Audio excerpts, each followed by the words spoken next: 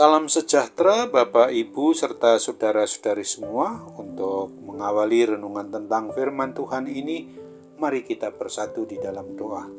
Tuhan Allah Bapa di surga yang melebihi segala akal, hati, dan pikiran kami umat manusia, berfirmanlah kepada kami, sebab kami bersedia untuk mendengar, dan atas pertolongan Roh Kudus, mampukan kami agar boleh melaksanakan firman-Mu itu dalam hidup kami sehari-hari. Hanya dalam nama Tuhan Yesus kami mau berdoa bersembah sujud kepadamu. Amin.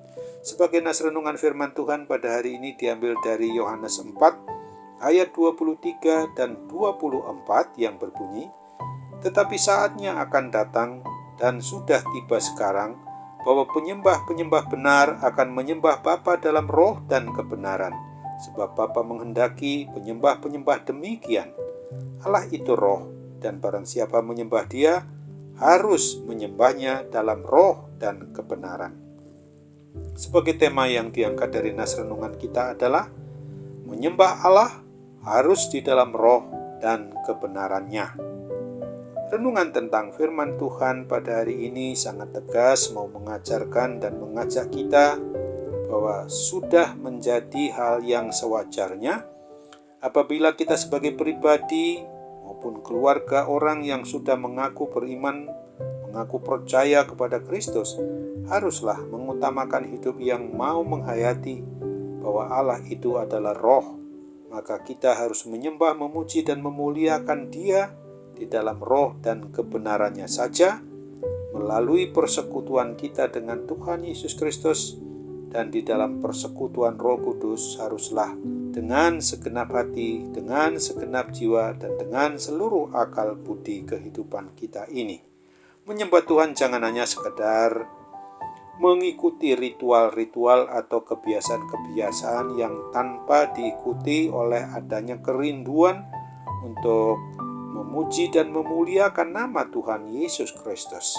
Dengan demikian, maka hendaknya kita harus senantiasa mau memuji dan memuliakan nama Tuhan Yesus, yaitu dengan pujian yang keluar dari ungkapan hati, jiwa, dan akal budi kita secara menyeluruh. Di dalam membaca, mendengarkan, merenungkan firman Tuhan, sudah selayaknya kita harus hayati, resapi, dan mengaminkan janji-janji dan ajaran menurut kebenaran firman Tuhan untuk kita terapkan dalam kehidupan kita sehari-hari, menjadi suatu kuasa dan kekuatan dan petunjuk di dalam mengatasi semua permasalahan kehidupan kita sehari-hari. Renungan tentang firman Tuhan pada hari ini mau mengingatkan kita kembali tentang saat ataupun waktu ketika kita melaksanakan ibadah atau melaksanakan kebaktian yang memang harus dengan segenap hati, segenap jiwa, dan segenap akal budi kita, tidak berfokus hanya kepada hal-hal yang memang tidak sesuai dengan kehendak kita, tapi marilah kita berfokus kepada Tuhan yang kita sembah, kita puji, kita muliakan itu, tentang janji firman Tuhan yang disampaikan, tetapi juga menghindarkan diri dari sesuatu yang memang mempermasalahkan hal-hal yang sebenarnya tidak berkaitan dengan apa arti menyembah, memuji, dan memuliakan Tuhan, yang sifatnya hanya mau mengganggu pikiran dan perasaan kita tentang sesuatu yang sedang kita alami dalam penyembahan kepada Tuhan itu. Melalui dan di dalam merenungkan firman Tuhan pada hari ini, mari kita menguji diri kita kembali, apakah kita sudah bersungguh-sungguh beribadah, benar-benar mau memuji dan memuliakan nama Tuhan dengan segenap hati, segenap jiwa, dan segenap akal budi kita, ataukah kita masih saja mau mencari-cari suatu kesalahan yang terjadi di dalam suatu ibadah atau peribadatan kita. Berbagai hal terjadi dalam ibadah, seperti kadangkala kita terganggu dengan adanya sound system yang kurang pas, kurang tepat, banyaknya anak-anak kecil yang juga bisa lari-lari di ruangan ibadah, juga pengkhotbah yang mempunyai suatu sikap yang khotbahnya terlalu monoton, kurang menarik, dan semua hal itu tidak ada alasan bagi kita untuk merasakan terganggu, untuk tetap berfokus kepada siapa kita harus memuji, menyembah, memuliakan nama Tuhan Yesus Kristus itu.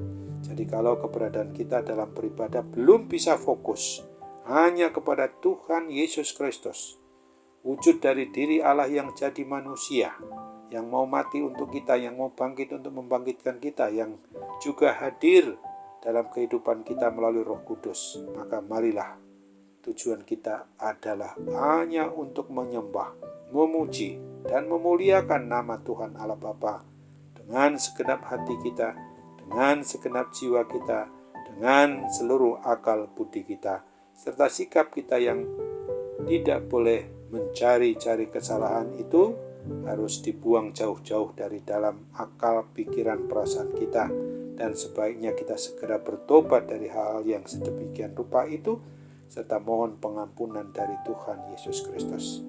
Ingatlah akan firman Tuhan yang dituliskan di dalam Injil Matius 22 ayat 37-40. Jawab Yesus kepadanya, "Kasihilah Tuhan Allahmu dengan segenap hatimu, dan dengan segenap jiwamu, dan dengan segenap akal budimu."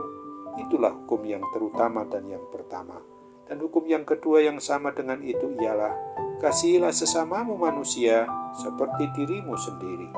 Pada kedua hukum inilah tergantung seluruh hukum Taurat dan kitab para nabi. Amin. Mari kita kembali bersatu dalam doa.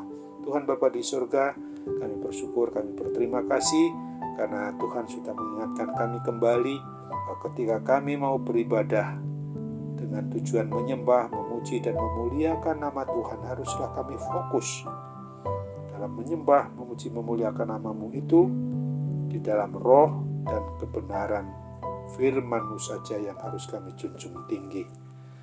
Ketika kami selama ini kurang menghayati bahwa beribadah itu memang fokus kepada pujian, kemuliaan bagi nama Tuhan, maka kami bersedia untuk dikendalikan oleh kuat kuasa Roh Kudus, supaya benar-benar kami merasakan peribadatan kami adalah untuk juga menyegarkan ingatan percaya kami hanya kepadamu.